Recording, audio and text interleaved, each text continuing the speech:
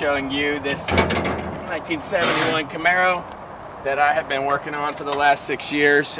Started with a base Camaro that I found. A little bit of metal work had to be done and body work, and so I started building up the motor. It's a 454. This bored over to 468. It's all rebuilt. Internals of the motor, new headers into Hooker Super Comp exhaust, a Summit air gap copy intake manifold with a true Holley 650 double pumper, aluminum 4-core radiator with 2 large fans, and a Super T10 4-speed. The rear end is a 79 Trans Am disc brake rear end that has an Eaton 373 posi unit in it. So the car has a really decent amount of power. We're still tuning it up and breaking it in because it has less than 100 miles on it, just in that phase of the build. So it's a really good running car. Sounds great. Bodywork is really nice in the trunk. Let me see if I have the key. We'll pop the trunk and look at it. Okay, the trunk area after metal work was all redone and spatter painted, seam sealed and spatter painted to look factory. The hinge area was all in good shape on this car, so it's no issues there. The spring is the right spring. It holds itself up most of the way, so that's decent. Closes nice. You know, front bumpers are new. The paint is really well done. Base coat, clear coat. Needs a little buffing here and there. I'm still working out some of the nicks that have happened during assembly, but overall, really nice car. All new interior, new carpet, new door panels, new quarter rear covers, new headliners nicely installed.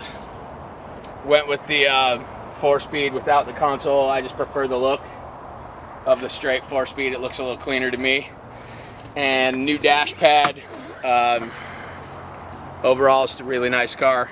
I haven't even pulled the blue stuff off the seal panels, the carpet seal there, so it's in good shape. It's got the factory AM radio in it. I didn't actually, I didn't actually do anything to the stereo at all. So other than that, it's just a straightforward Camaro, but it's all looking really nice. Doors closed nice,